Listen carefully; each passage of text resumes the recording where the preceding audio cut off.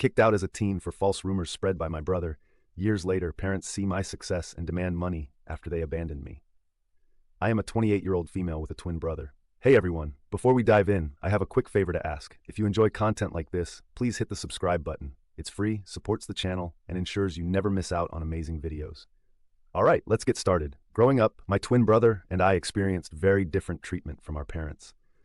My parents genuinely seemed convinced for some reason that my brother was destined for greatness, while I was the so-called black sheep just because I was more interested in playing sports or making new friends than studying. They constantly compared us, which was demoralizing and bruised my self-esteem from a young age. As a child, I had to watch my brother have extravagant parties on our birthday with his friends, while I was treated like an afterthought. He often had sleepovers with his friends, while I was never even allowed to bring my friends back to our place. To be honest, I loathed every minute of my childhood. The only person in the family who seemed to care about me was my grandmother. When she visited us, she always brought me my favorite chocolates and occasionally slipped me a few dollars so that I could treat myself later. As the years passed, this blatant favoritism for my twin brother gradually transformed into emotional abuse directed at me. My parents would openly mock my grades and belittle my hobbies. It felt as though no matter how much I tried, I could never meet their expectations of being the perfect child. Although I was good at sports, they barred me from participating in extracurricular activities as they wanted me to concentrate only on studies, just like my brother. It was frustrating, and I felt helpless as a child.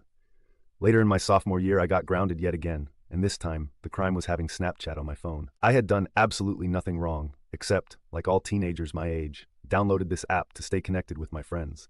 However, according to my parents, this was a huge crime and a breach of their trust, as they had forbidden me from communicating with my friends.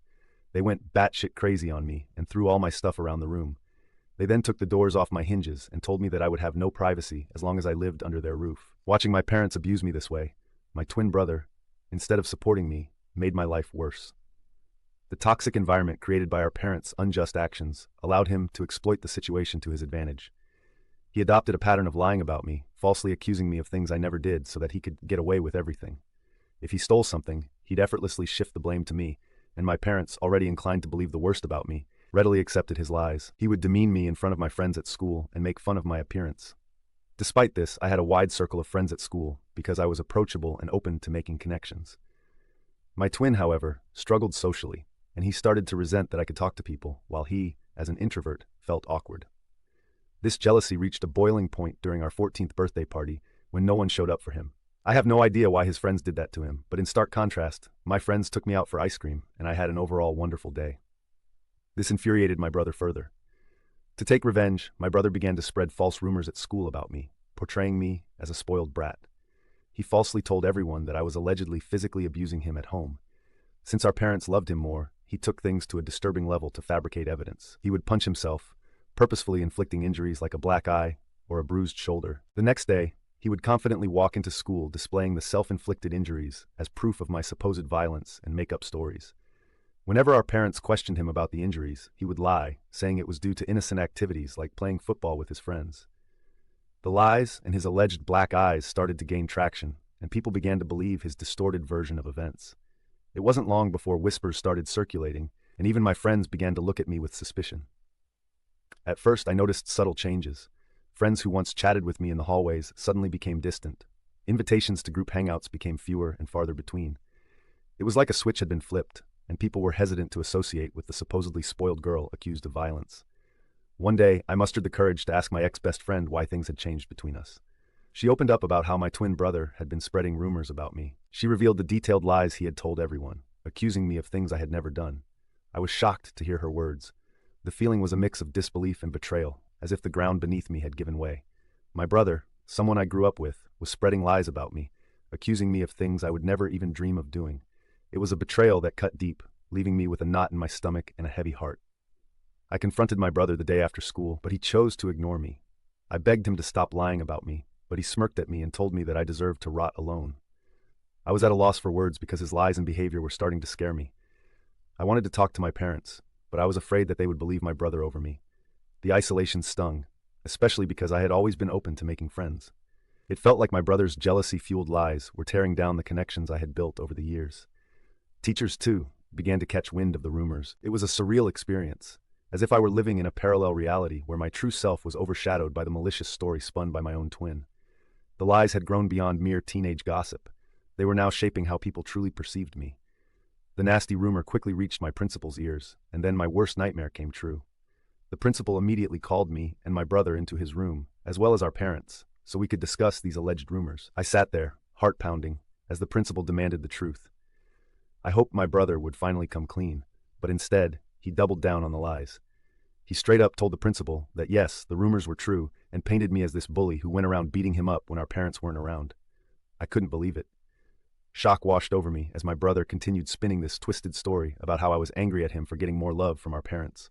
It was all a bunch of lies, but he stuck to his story like glue. My mom began to cry hearing my brother's story, holding on to my brother like he was some kind of hero. My dad tried to comfort my brother, telling him that it was brave for him to speak up and that he was going to make sure that nothing would ever happen to him.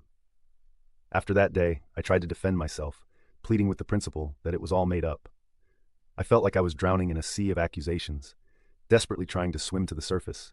But my brother kept at it, insisting that I was this angry, violent person taking out my frustrations on him every day. My mom's tears kept coming as she held on to my brother, giving me accusing looks. It was like fighting against a wall of belief in my brother's made-up story. My principal reprimanded me strongly, saying the school didn't tolerate bullying, and these were grounds to suspend me. I pleaded with him not to suspend me, but he shook his head, saying he couldn't just let it slide. I begged him, tears streaming down my face, trying to tell him that I didn't do anything to my brother. The principal firmly told me that I would be suspended for 10 days, so that others see this as an example to never bully anyone. It hit me hard, and I started crying even more, practically begging him to reconsider. My parents, angry and embarrassed by the whole situation, dragged me out of the principal's office. I didn't want to leave. I wanted to plead my case and make them understand, but they were having none of it. We left the school, my heart heavy with frustration and humiliation. When we got home, things took a drastic turn. My dad started packing up my stuff out of the blue. I was shocked, confused, and had no idea what was happening. My mom asked him what he was doing, but he just shouted that he couldn't let me live in the same house as my brother anymore. I was crying, practically on my knees, pleading with my brother to tell them the truth, but he stayed cold, unmoved by my emotions. My dad continued packing my things and then threw the suitcase into our foyer. I clung to my dad's legs, still begging him not to throw me out. It was like a nightmare unfolding. He told me that a bully like me didn't deserve to live in his house, and that he would ask his mother, my grandmother, to come and pick me up if she wanted to. It felt like the world had crumbled beneath me. I stood there in shock, surrounded by my belongings scattered in the foyer, kicked out of my own home. Eventually, my grandmother did show up. She gathered all my things and helped me place them in the car before helping me into the passenger seat. She made sure I had my seatbelt on before walking towards my parents' front door. She rang the doorbell, and when my dad opened it, she started yelling at him for treating me this way. With stern determination, she warned him that if he ever approached me or tried to contact me again, she wouldn't hesitate to involve the police or CPS, as what he had done to a child like me could potentially land him in jail. My mother, attempting to deflect blame, told her that it was my fault. However, my grandmother wasn't having any of it. She stood her ground, defending me and emphasizing that I was just a child who didn't deserve to be treated in such a heartless manner. That was the first time in my life I truly felt how powerful my grandmother was. She didn't cower to my parents, and unlike them, she believed and trusted me. Eventually, we drove away, leaving behind my home, the only place I had ever grown up in. I can't even begin to put into words how indescribable the pain I felt during that time. I remember just crying on the bed and not eating anything, despite my grandmother urging me to. When I finally told her what my brother had done, she was shocked. She assured me that she believed my side of the story, and I was relieved to have at least one person who had my back. When the 10-day suspension lifted, the prospect of returning to school felt like stepping back into a lion's den. As I entered the familiar hallways, the faces of my classmates spoke volumes: judgment, whispers, and sidelong glances. The weight of the false accusations continued to linger in the air. Meanwhile, my brother blatantly ignored me, acting like I didn't exist. He had become friends with a few people who believed his side of the story and saw him as the victim of my supposed attacks. No matter how much I tried to tell my side of the story, it fell on deaf ears. I was an outcast, branded with an unjust label that clung to me like a shadow. No matter where I went, the classroom, the cafeteria, the corridors, the eyes that met mine were filled with disdain and mistrust. I became a loner. I kept my head down, attended all my classes, had lunch alone in the cafeteria, and went straight home. I had no friends, and it felt like no one wanted me there. Throughout all of this, my parents never once called to check up on me. My grandmother constantly reminded me that none of this was my fault, and that life would eventually be okay. I graduated high school with good grades and looked forward to college, hoping for a better life. It was only when I went away to college that I first experienced what freedom felt like. For the first time, No one was watching over my shoulder, no one was comparing my grades, and no one was trying to compete with me. I met people and formed friendships with like-minded individuals. Despite the emotional and physical scars I had sustained over the years due to my family and peers, I focused on putting it all behind me and enjoying my college experience as much as I could. During this time, I discovered my knack for content writing. I had always been someone who wanted to be a writer, but I wasn't sure if it would be sustainable in the long run. Hence, I decided to ditch my dream. However, to earn some side money, I started writing as a freelancer. I signed up on various freelancing sites, which helped me secure jobs from prominent clients. This is how I slowly started building a portfolio of my work. Throughout college, I maintained this side hustle and never asked for a penny from my parents. When I graduated from college, instead of getting a corporate job, I realized that I could pursue content writing as a full-time career. I was doing quite well because of the multiple clients and the long-term professional relationships I had built with them, which allowed them to rope me into multiple projects of theirs. Having a legitimate freelancing career not only made me financially independent, but also allowed me to travel the world as a digital nomad. Traveling helped heal me from my past, even though it was definitely not easy. I saved up as much as I could and took a chance on myself. Over the years, I have seen so much of the world, yet I still have so much left to explore. The only person I considered my family throughout all this was my grandmother, and I absolutely adored her. She was very sad when I moved out, but she understood that I needed to be independent. Despite my hectic schedule, I made it a point to be there for her whenever I could.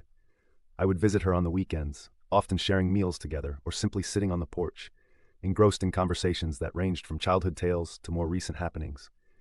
On weekends, I would dedicate entire afternoons to helping her with household chores or accompanying her to the local park for a leisurely walk.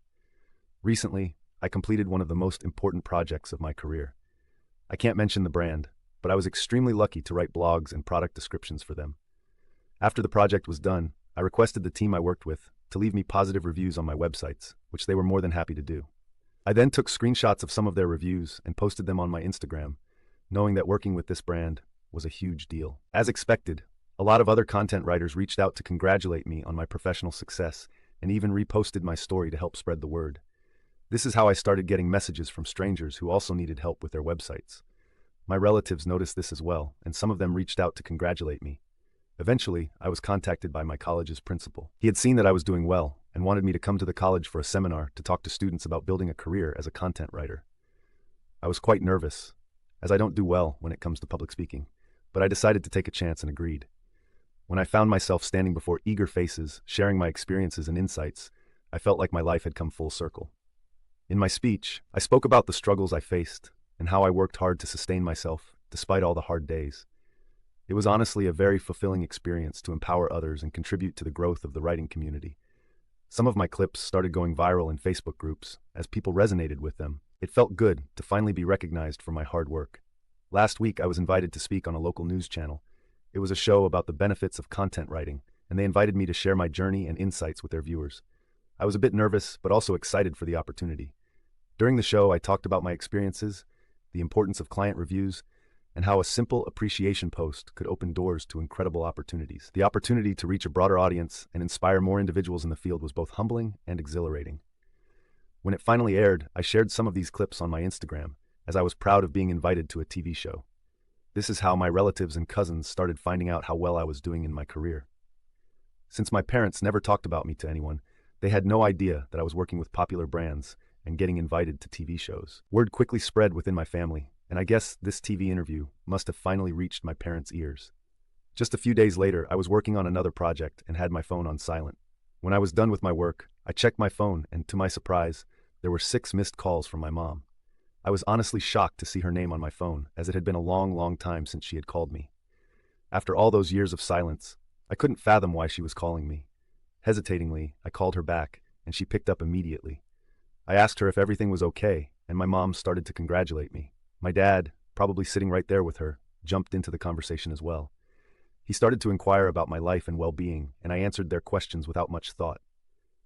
It didn't strike me as unusual until they began to ask how much I was earning these days. I told them that it was none of their business, and my dad replied that we were family, so I shouldn't feel shy about telling them my income. I simply told him that I was doing well financially. Hearing this, my mom then began to say how hard their life was these days. My brows furrowed in suspicion. Basically, here's how our conversation pretty much went. Mom, we are retired now, and we have been wanting to renovate the house for a while. It's not in the best shape, but we have no savings left. Me, okay. Your success has given us hope. After watching your TV interview today, we thought maybe you could help us out by paying for the renovations. After all, we are a family. You shouldn't hesitate to share some of your earnings with us. We can really use your help. Are you joking with me? Why are you asking me for money when you haven't even talked to me for years? I don't know what made you decide to reach out to me, and while I appreciate the congratulations, I am not going to help you out in any way. Hearing this, my mom started saying how I was being selfish and that I needed to support them as family. My dad also added that as my parents, they deserved to be looked after, and that this was the least I could do. I was so pissed at this that I wanted to give them a piece of my mind. Suddenly, I got an idea. Instead of just arguing with them, I should teach them a lesson for ever thinking that they could mooch off me after mistreating me all those years ago. I told my parents that I was willing to help them if and only if they agreed to my demands. My dad curiously asked me what it was. Without hesitation, I laid out my demand. If they wanted my help, they had to publicly admit in front of our family and friends that my brother was the mastermind behind the hurtful rumors that had tarnished my reputation. I wanted them to humiliate my brother the same way they had humiliated me in front of everyone by believing his lies and manipulations. I wanted them to take accountability for their actions and acknowledge the pain they had caused. Hearing my impossible condition, my dad began to question the necessity of such an admission. My mom told me how this was all quite unnecessary and that we could have a private discussion without involving others. But I held my ground. This condition was non-negotiable, a prerequisite for any assistance they wanted me to offer them in the future. As the tension escalated, my dad raised his voice, asserting his role as my father and emphasizing that it was my duty to help my family in need. My mom, in a last-ditch effort, urged me to do the right thing and help them, emphasizing the years they had spent raising me. I couldn't help but find irony in their sudden appeal. I reminded them of the past, of the fact that they had kicked me out, and that it was my grandmother who had raised me, not them. They started to get more and more agitated, but I told them firmly that if they wanted to establish contact with me and seek my financial assistance from now on, then the truth needed to be acknowledged publicly, and my brother needed to face consequences for his actions. Since this conversation, my parents have been trying to incessantly call me, but I am ignoring their calls. I am starting to regret even calling them back that day. I would like to know if I would really be in the wrong if I didn't help my parents at all. Update 1.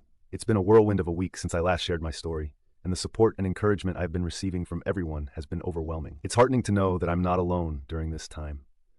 I am glad that everyone agrees that I should not engage with my parents or even consider helping them out after what they put me through. The reason I even gave them such a condition was because I knew it was pretty much impossible for them to do it. I know they love my brother too much, and despite the fact that they might have found out by now that it was all his lies, I know they will never put him through what they put me through. Today, my brother sent me a nasty text message after my parents again tried to contact me, and I refused to pick up their calls. This is what he wrote. Hey sis, it's been a long time since I saw you, and I can tell you that every day without you in my life has been great. I heard that mom and dad reached out to you, and you gave them a crazy ultimatum. They are never going to go through with it. You know that, right? They clearly never loved you, and they will never do anything to hurt me. I admit that I did lie about you 15 years ago, but it's been a long time since then. So stop being so selfish and try to move on from the past. You are unmarried and childless anyway, so why do you not want to help them out by paying for their repairs and renovations around the house? Do the right thing and be a better daughter. Seeing the message felt like a stab to my chest. The audacity to dismiss the struggles I had faced and the conditions I had set spoke volumes about his lack of empathy. The attempt to guilt-trip me by emphasizing my unmarried and childless status added another layer of insensitivity. His insinuation that I should prioritize their needs over my own well-being was not only offensive, but also highlighted how little he thought of me. Fueled by frustration and a strong desire for justice, I decided it was time to take matters into my own hands and reveal the truth that had been hidden for too long.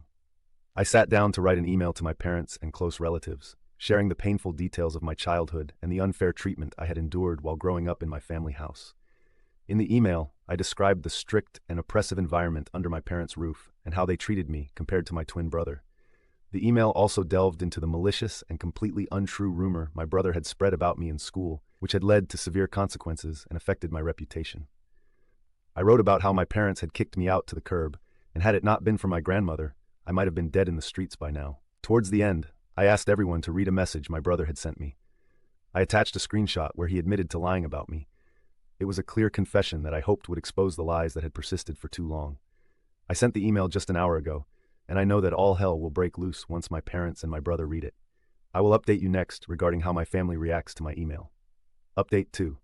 It's been a month since my last update, and a lot of things have happened. As you can imagine, my family did erupt after receiving the email. My parents have received criticism from relatives who were previously unaware of the extent of the favoritism and emotional abuse. A lot of family members reached out to me, telling me that they had no idea about all this and apologized for not being there for me. My brother and my parents sent me a barrage of text messages that were starting to get more abusive and violent. So I decided to reach out to a lawyer who sent them a cease and desist notice. It basically warned them not to contact me further, and if they did, they would have to face dire legal consequences. I guess this must have scared them straight because they stopped contacting me. My grandmother thinks I have done the right thing by letting everyone know what happened and supports me 100%. She is the only person who matters to me, so I'm glad she has my back. Update 3. It's been 2 months since my last update. I am happy to report that everything in my life is going well.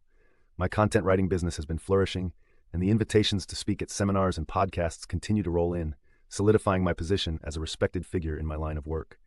I am as close to my grandmother as ever. I took a break from work recently to spend quality time with her. She is into gardening these days and has educated me a lot about various flowers and herbs. The moments I spend with her, whether sharing meals, engaging in heartfelt conversations, or simply enjoying each other's company, are my most cherished memories. My family has not contacted me after the letter from my lawyer, so I am happy they are staying away. Personally, I have started going to therapy, so hopefully I can work on healing myself. I think this will be the last update for now.